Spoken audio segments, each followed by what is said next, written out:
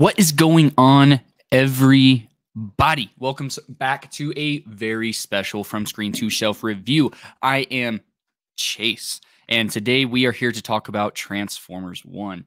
I have a lot of cool things to say about this movie, so we're going to get right into it. So Transformers 1 is something I wasn't necessarily excited for, but I do need to preface that I am one of the biggest fans that I know when it comes to Transformers Generation 1, Energon Armada, all of that. And I absolutely adore the War for Cybertron and Fall of Cybertron video games that came out like, what was it, a decade ago almost at this point.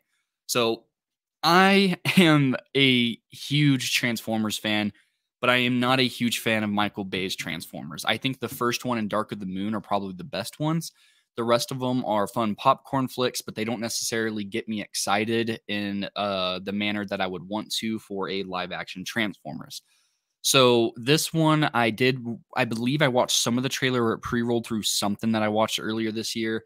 And it wasn't something that looked like amazing, but it was like, going back to, Transformers is a cartoon that is based off of a toy. This is going to be exciting. I genuinely think that the Transformers animated movie, the old, what was it, 1987, 86, the one from way back, the one that Dark of the Moon took a lot of inspiration from, I do very strongly believe that that's one of the best animated movies of all time, especially from a TV to a movie adaptation. It just hits everything. And I love Rodimus Prime.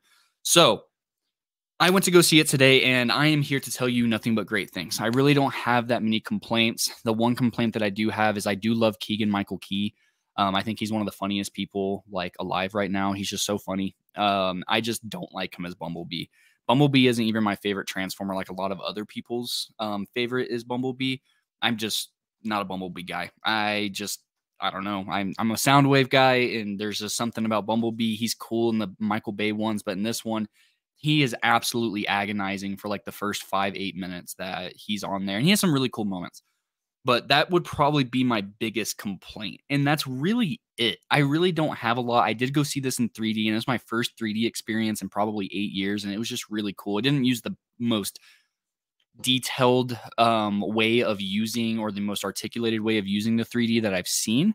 But I still had a blast with it. It more felt like if you've ever played the Nintendo 3DS where you just have that extra, like it's 3D, but it just has that extra layer. There's nothing like popping out, flying at you, there's nothing flying towards you or anything like that. I think there's a couple of scenes like that, but mostly it's just that added layer of depth. This isn't something that you need to go see in 3D.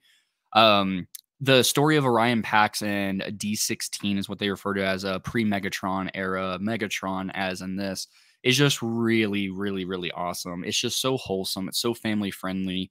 And it's really, really cool to see an animated movie just absolutely shine in this way that isn't one of the big major players in studios in essence of DreamWorks or Pixar. It's absolutely awesome to see somebody else like Paramount come in here and just give us something, Transformers different, just not a tried and true formula like we're kind of used to getting from those two companies. Like it just feels like it's either Pixar, Despicable Me. Really, that's I like animation. I just don't typically go and see them, but it feels like that's a lot of what it is. And Studio Ghibli, and that's not knocking any of them. I'm not trying to say they're bad or anything. It's just it's nice to get something different, and I really do believe that Transformers works the best in an animated format. So my biggest praises is Chris Hemsworth absolutely kills it as Orion Pax and then Optimus Prime. I am actually one of the biggest fans of Brian Tyree Henry. I've been following his journey and just filmography since way back, 2016? And he was starred in Donald Glover's Atlanta TV show alongside Donald Glover. I believe it is the guy from Sorry to Bother You. I forget his name. I think he's a wonderful actor as well. And Zazie Beetz is in there as well. I just love that whole cast, and I love that show. I think it's amazing. And he really, really kills it. At first, it doesn't work for me, but then it really starts growing. It's a different universe. It's different voices. Even in the Michael Bay ones, we're used to getting that same voice that, we've all grown up with, all loved and everything. The reason why we love them, So whenever it comes to this, it's not a tried and true anything. It's just a pretty straightforward formula. Whenever it comes to Transformers, it bends and alters the lore that you're used to a little bit while also keeping the main frame, the framework of it. the same, which I respect so much. I don't like seeing the same thing over and over and over and over and over and over again. I we for the most part, most people know that they came from Cybertron and came to Earth, and there was a war.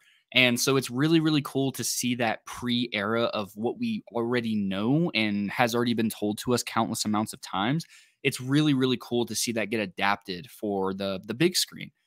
So outside of Megatron, she's referred to as Alita. She's the equivalent of RC. I believe that's RC. Scarlett Johansson voices her. She did a really good job. And I also need to shout out Logan Cooley. The only other movie that he has done is, hold on, I've got it right here, is Toy Story 4. I don't like that movie. I think I had a podcast episode where I went on a tangent, like useless sequels.